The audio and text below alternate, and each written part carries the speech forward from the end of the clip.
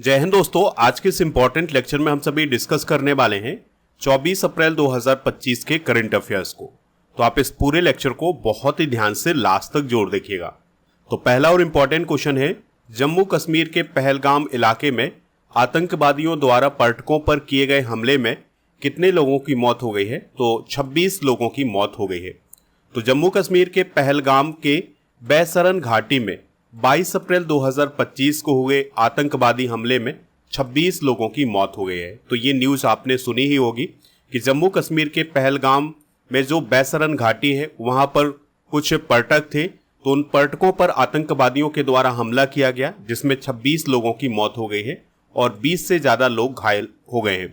दोस्तों, ऐसी भी न्यूज़ आ रही है कि इसमें 2 विदेशी हैं, इसमें से एक नागरिक है नेपाल का और एक यूएई का है। और ये जो हमला हुआ है इसकी जिम्मेदारी एक आतंकवादी संगठन है जिसका नाम है लश्कर ए तैयबा। तो उसका एक और संगठन है जिसका नाम है TRF, तो उसने इसकी जिम्मेदारी ली है। जम्मू कश्मीर में 14 फरवरी 2019 को पुलवामा अटैक हुआ था, ये आप सभी को याद होगा। उसके बाद से ये सबसे बड़ा अटैक माना जा रहा है जम्मू कश्मीर में। पुलवामा अटैक में CRPF के काफिले पर फिदायीन हमला किया गया था जिसमें 40 जवान शहीद हुए थे। दोस्तों, ये घटना जैसे ही हुई है तो प्रधानमंत्री नरेंद्र मोदी जी सऊदी अरब की यात्रा पर गए थे, तो उन्होंने इस यात्रा को रद्द किया और वो वापस इंडिया आ गए हैं। जम्मू कश्मीर की बात हुई है तो यह केंद्र शासित प्रदेश बना था 31 अक्टूबर 2019 को। राजधानी है इसकी श्रीनगर और जम्मू। उपराज्यपाल हैं मनोज सिन्हा जी। जम्मू कश्मीर के जो मुख्यमंत्री हैं वर्तमान में वो हैं उमर अब्दुल्ला। जम्मू कश्मीर से रिलेटेड कुछ इंपॉर्टेंट करंट अफेयर्स भी डिस्कस करते हैं। तो जम्मू कश्मीर पुलिस ने ईमेल के जरिए पहली EFIR अभी हाल ही में दर्ज की है। प्रधानमंत्री नरेंद्र मोदी ने 13 जनवरी को जम्मू कश्मीर के सोनमर्ग इलाके में 6.4 किलोमीटर लंबी जेड मोड सुरंग का उद्घाटन किया है। जो जम्मू है यह उत्तरी रेलवे जोन का 69वां डिवीजन बन गया है। अमित शाह जी ने जम्मू कश्मीर एवं लद्दाख थ्रू द एसेज पुस्तक का अभी हाल ही में विमोचन किया है। 26 नवंबर 2024 को जम्मू और कश्मीर में 1950 के बाद पहली बार संविधान दिवस मनाया गया था। डल झील में पहली एम्बुलेंस शिकारा चलनी कुछ समय पहले शुरू हुई है। एशिया की पहली जल परिवहन सेवा उबर शिकारा डल झील में शुरू की गई है। दोस्तों, अभी हाल ही में स्वास्थ्य सेवाओं के लिए जम्मू कश्मीर में ई-सेहत ऐप लॉन्च किया गया है। अगले क्वेश्चन को डिस्कस करते हैं, world press photo of the year 2025 का अवार्ड किसने जीता है? अगले क्वेश्चन को डिस्कस करते हैं, world press photo of the year 2025 का अवार्ड किसने जीता है?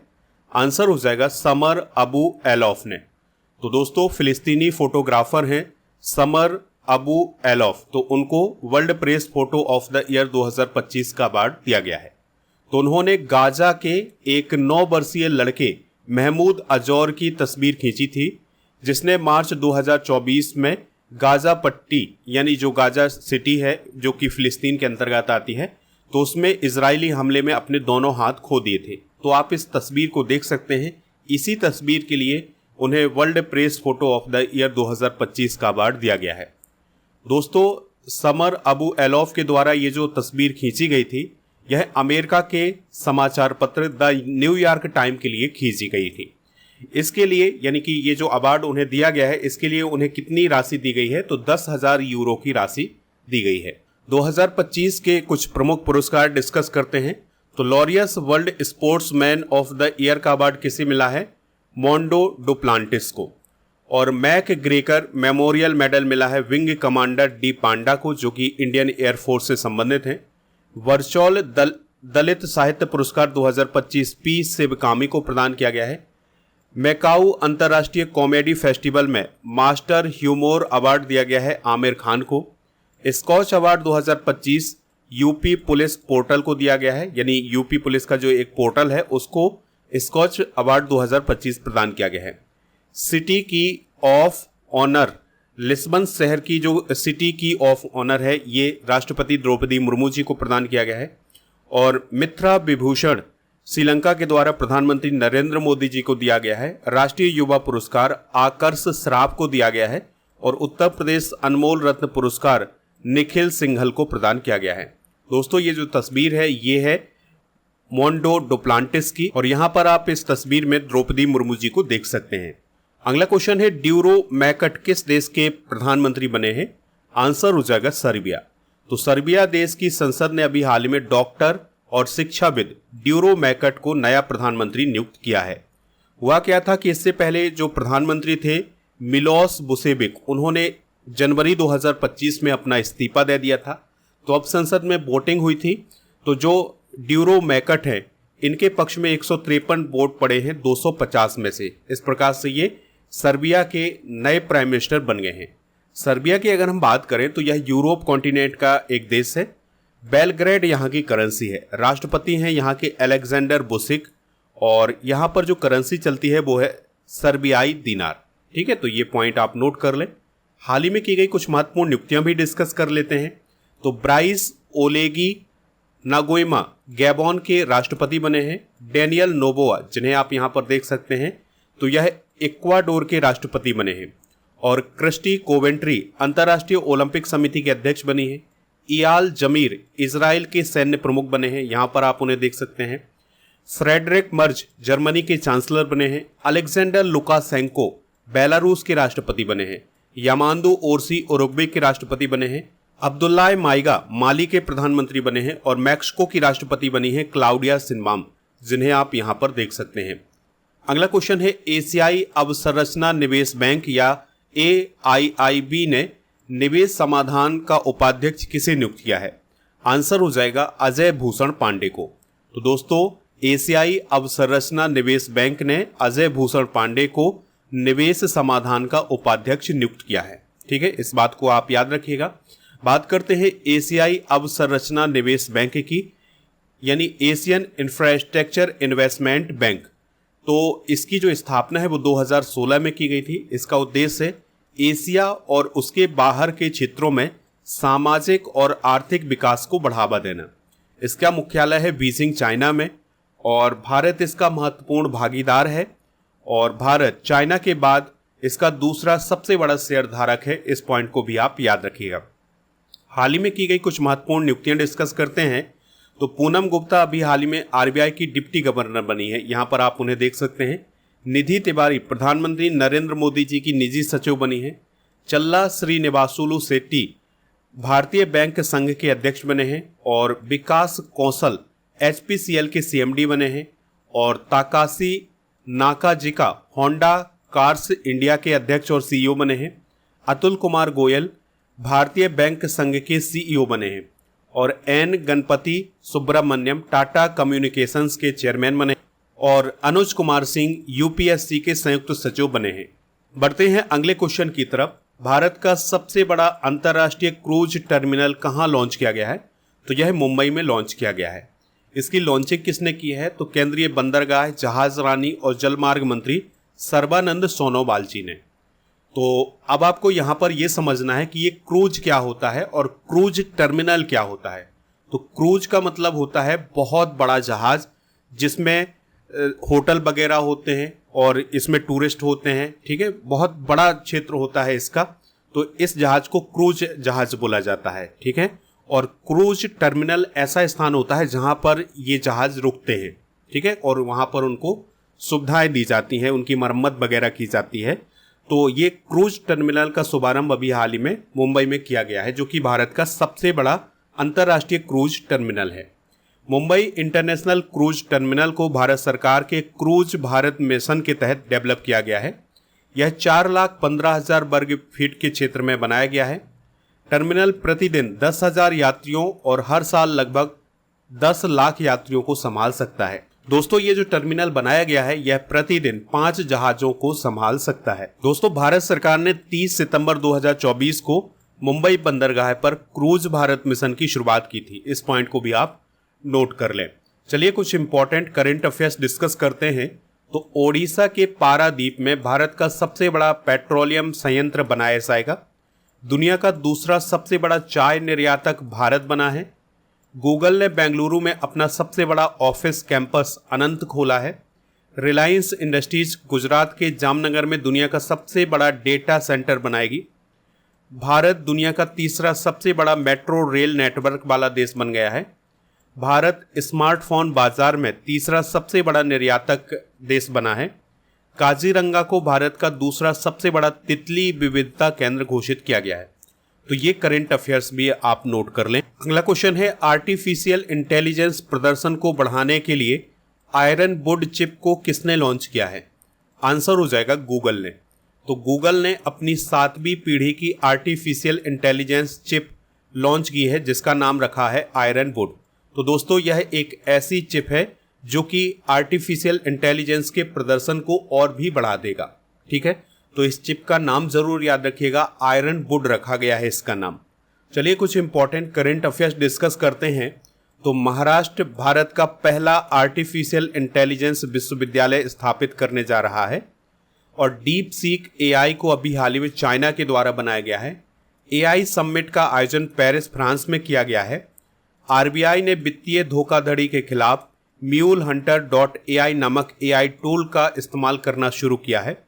बिहार में डाक विभाग ने सेवा में एआई की शुरुआत की है। भारत को निजी एआई निवेश के मामले में वैश्विक स्तर पर 10वां स्थान प्राप्त हुआ है, जबकि पहले स्थान पर अमेरिका है। ठीक है, तो ये करंट अफेयर्स भी आप नोट कर लें। अगला क्वेश्चन है, पीएम मोदी की सऊदी अरब यात्रा के दौरान दोनों देशों के बीच कितने समझौता ज्ञापनों पर हस्ताक्षर हुए हैं? आंसर हो जाएगा 4 समझौता ज्ञापनों पर।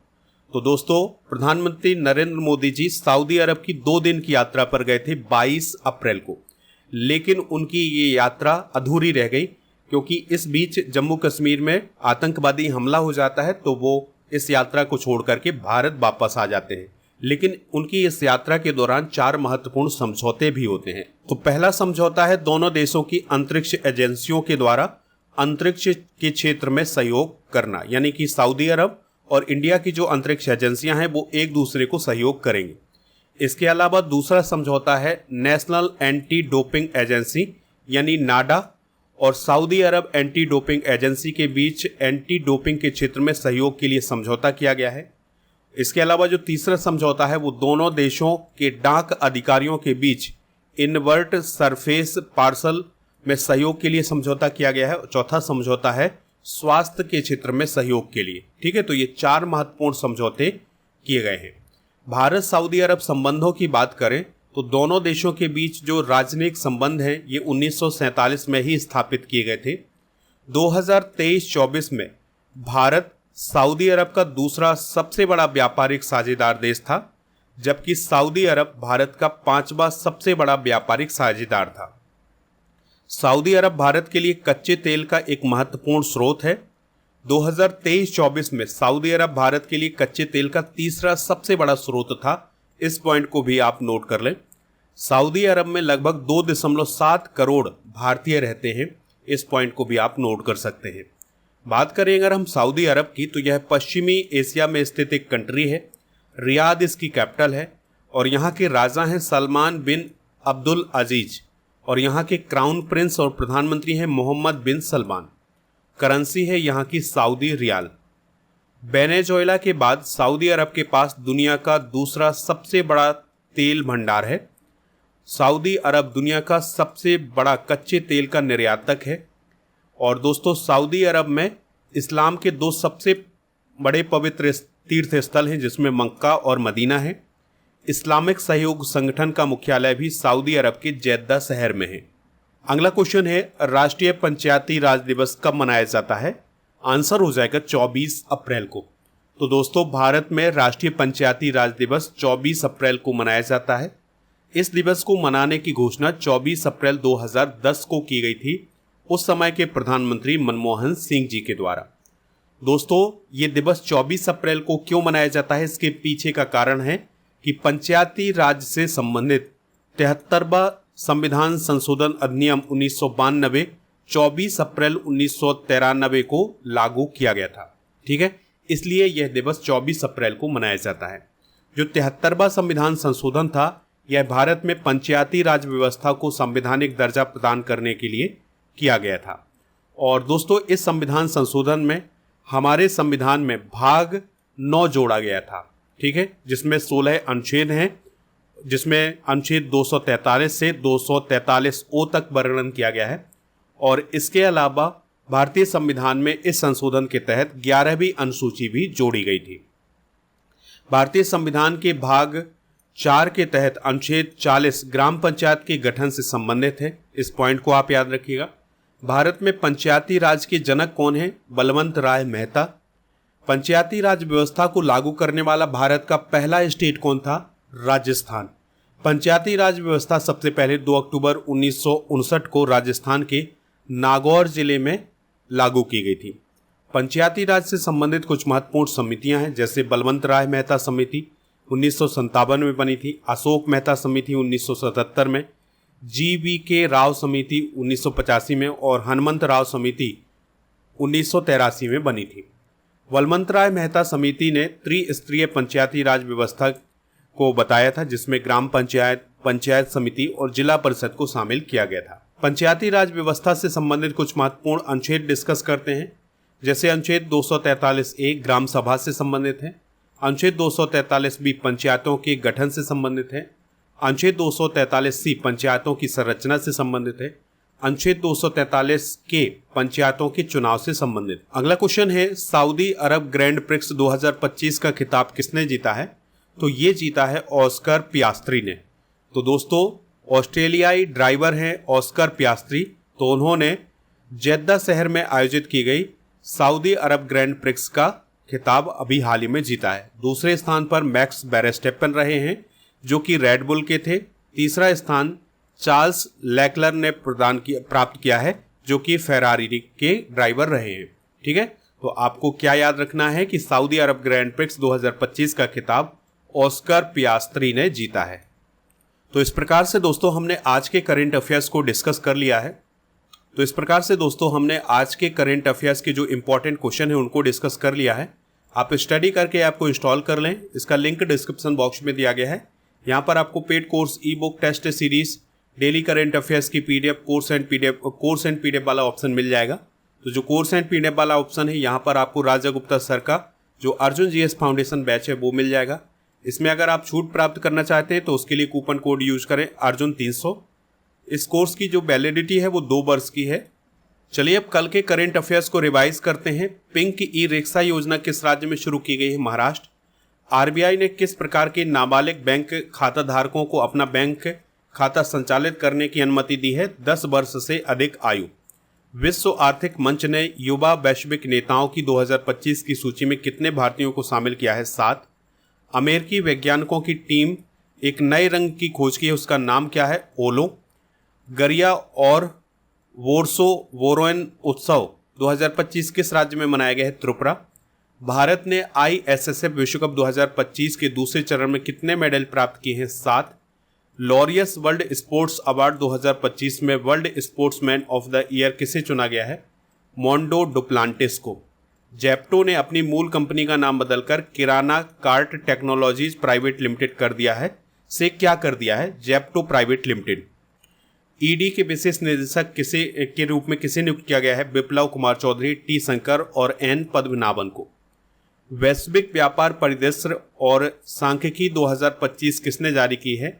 विश्व व्यापार संगठन ने। आज के जनरल नॉलेज के पिटारे में हम कुछ प्रमुख पुस्तकें और उनके लेखक डिस्कस करेंगे, जैसे प्लेइंग इट माई वे सचिन तेंदुलकर की पुस्तक है, हाफ गर्लफ्रेंड चेतन भगत की, my experiment with truth Mahatma Gandhi की, ट्रेन टू पाकिस्तान खुशबंत सिंह की, the accidental prime minister Sanjay वारू की, one life is not enough Natwar Singh की पुस्तक है, India wins freedom Maulana Abul Kalam Azad की पुस्तक है और ignited minds APJ Abdul Kalam की पुस्तक है। और इसके अलावा glimpses of world history Jawaharlal Nehru की पुस्तक है और the God of little things Arundhati Roy की पुस्तक है। दोस्तों, कल के करंट अफेयर्स में आपसे पूछा गया था कि RBI की स्थापना कब हुई थी, तो लगभग सभी लोगों ने इसका आंसर 1935 बताया हुआ है। आज आपके लिए क्वेश्चन है, जम्मू कश्मीर के LG कौन है? जो भी इसका राइट आंसर हो कमेंट बॉक्स में आप हमें ज़रूर बताएं। स्टडी करके ऐप को जब आप इंस्टॉल करेंगे तो ई बुक वाले सेक्शन पर आपको monthly current affairs, yearly current affairs, half yearly current affairs की ई बुक मिल जाएगी। तो मंथली करंट अफेयर्स की ई बुक हिंदी इंग्लिश दोनों मीडियम में लॉन्च कर दी गई, इसको आप वहाँ से प्राप्त कर सकते हैं।